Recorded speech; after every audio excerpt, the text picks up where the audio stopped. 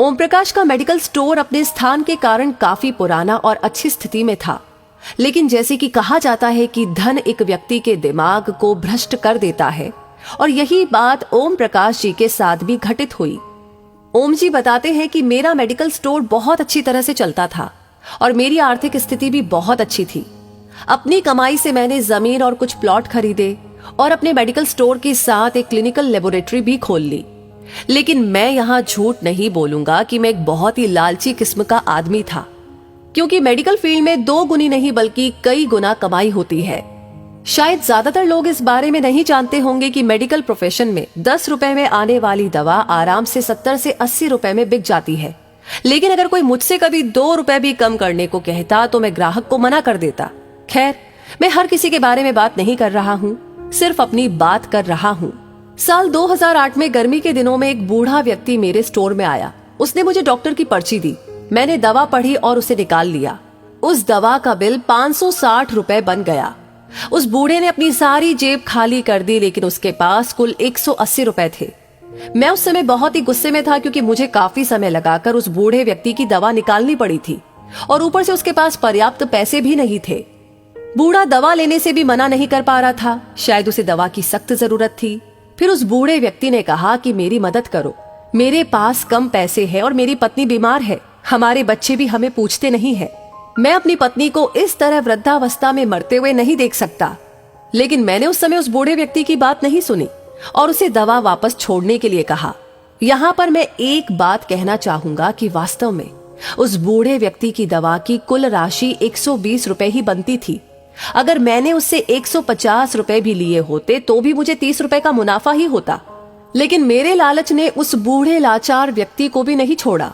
फिर मेरी दुकान पर खड़े एक दूसरे ग्राहक ने अपनी जेब से पैसे निकाले और उस बूढ़े आदमी के लिए दवा खरीदी, लेकिन इसका भी मुझ पर कोई असर नहीं हुआ।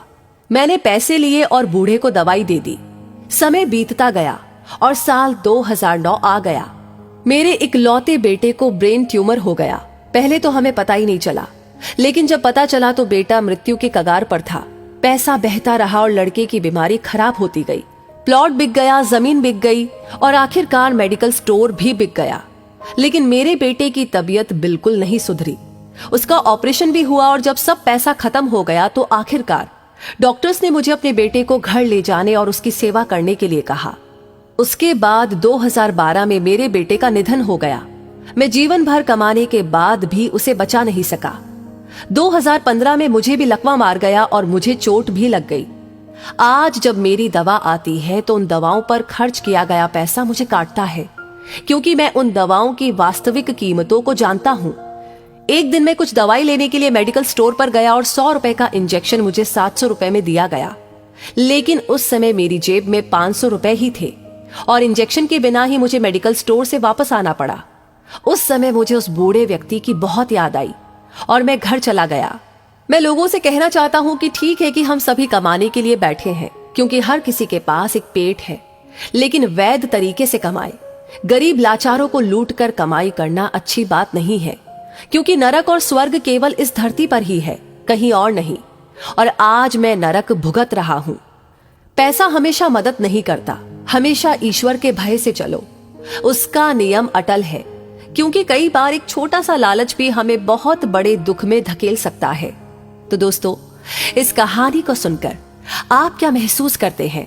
अपनी राय हमें जरूर बताएं और इस वीडियो को ज्यादा से ज्यादा शेयर करें। आपका हर एक लाइक, हर एक शेयर और हर एक कमेंट हमें मोटिवेट करता है ऐसी ही प्रेरणादायक वीडियो पर काम करने के लिए, मेहनत करने के लिए। साथ ही हमारी हर वीडियो को सबसे पहले पाने के लिए हमारे पेज को फॉलो करना ना भूलें। धन्यवाद।